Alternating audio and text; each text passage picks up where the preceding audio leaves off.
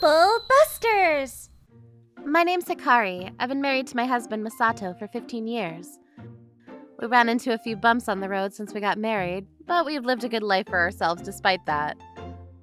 Our son Ren is in his 3rd year of middle school. To put it simply, he's at the peak of puberty's troubles.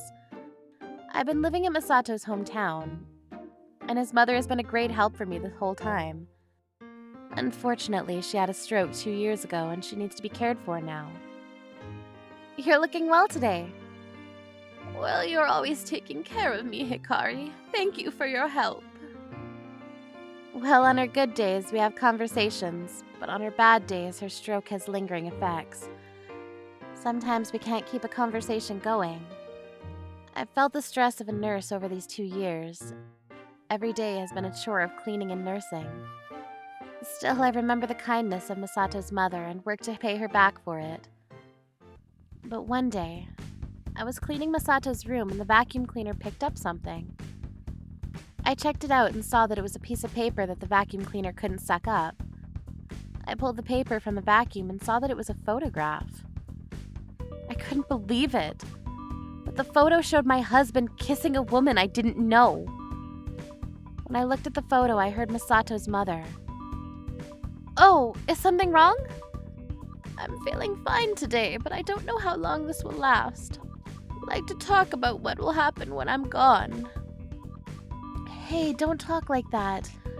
We both end up upset if you keep talking like that. What's the matter, Hikari? I won't leave you all so easily, don't worry. Well, it's nothing. Really? Did something happen? No, I'm fine. I see. Okay, then. The conversation shifted to what happened when she passed away. Just thinking about it made me sad. I always try to solve problems between Masato and myself without consulting his mother.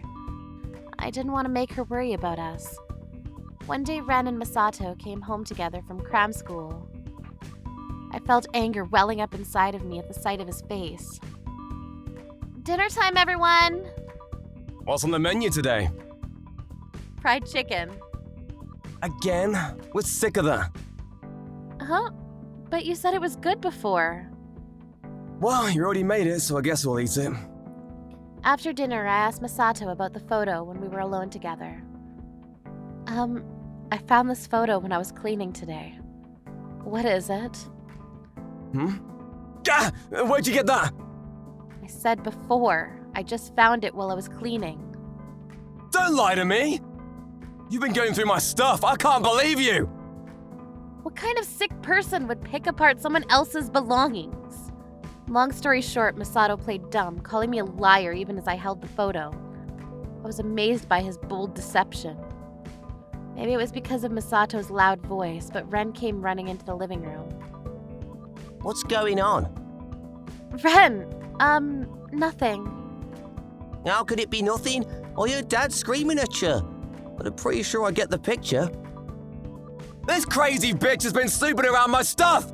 How low can you get? Yeah, I know. You're the one who works to put food on the table, Dad. And what's some loser housewife to that? All she does is look after Grandma. Anyone would cheat on a boy like that. Ha! You're just leeching off of Dad. What? I fell to my knees. How could my own son speak to me like that, too? I worked so hard, but I was being treated like dirt. But then, Masato's mother came into the living room. Yeah, you! How could you... Hikari. She was slurring her words. I was so shocked that I went to her side and gave her a rub on the back. Hey, Hikari, do something about Mom. I can't understand the words she's saying. Well, what do you expect? After all Mom's done, Grandma's still like this? What's the point in taking care of her? In tears, I left the living room with Masato's mother. I laid her down on her bed, and then I buried my face in her sheets and cried my eyes out. Seeing this, she patted my head and said, I'm sorry. I knew she was trying to apologize. Then I realized she knew about my conversation with Masato and Ren. Something exploded inside me when I heard her speak. My mother-in-law was so kind and I worked myself to death. Masato and Ren couldn't be more awful. I had to do something about them. They won't get away with this. Troublebusters. The next day I hired someone to take care of Masato's mother and made up my mind to leave. She was the one who helped me come to that decision. Actually, it was her idea in the first place. Hikari, I'm so sorry about yesterday. To think Masato would talk to you like that after cheating on you. I'm so ashamed of him. So you did hear us talking. I'm sorry too, Mom. It must have been hard to listen to. This isn't your fault, Hikari. This is all on Masato. His attitude is influencing Ren too. Yeah, you're probably right. Okay, that does it. Hikari, you've got to leave. But don't get me wrong, I'll always be on your side, trust me. My last wish is for you to live a happy life. It was hard for me to accept her request when I thought about what might happen if I just left. But her persistence ended up convincing me. She held my hands as she told me to start a new life. I could feel her warmth and gratitude as I brushed away my tears. Just in case something happened after I moved out, I hired a long-term caregiver for her. I left everything behind, along with some pre-signed divorce papers lying on the table. Masato and Ren tried to contact me over and over after coming home and finding me gone, but I completely ignored them. There wasn't anything more to talk about. I hired a lawyer and left it all up to them.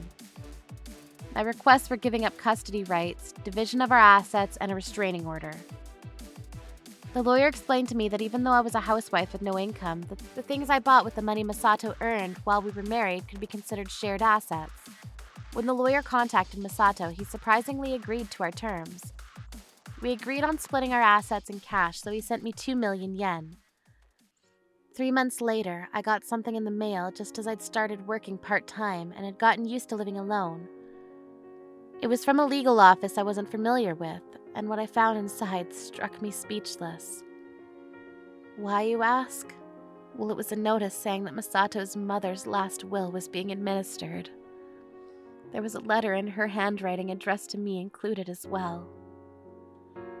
Dear Hikari, if you're reading this, that means I've already passed away. You were like a daughter to me for those 15 happy years I lived with you.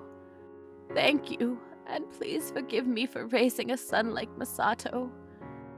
Please let me thank you on his behalf for supporting him all those years. Thank you so, so much. I've spoken to a lawyer about leaving you my inheritance that I mentioned before. Please accept it with my regard. That's what the letter said. She wrote it after recovering from a stroke, so the handwriting was messy. It almost looked like something written by a grade schooler. Thinking of how she must have struggled for days to write it made me cry even more. Masato, probably having found out what happened, gave me a call.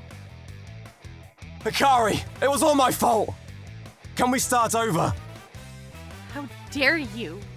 You're just now saying this after cheating on me while I took care of your mom? You even tried to say you were in the right. But Ren's sorry too. Well, he's not my son anymore. We gave birth to him. What kind of mother are you? I only reacted the way I did because I cared so much. Well, that can only go so far. It's over. Hey! What about my mum's inheritance? Just how much did you get? Oh, about 20 million yen. Give me a break. We're flat broke over here. You have a job, don't you? Ren said so himself. I'm sure you'll be fine.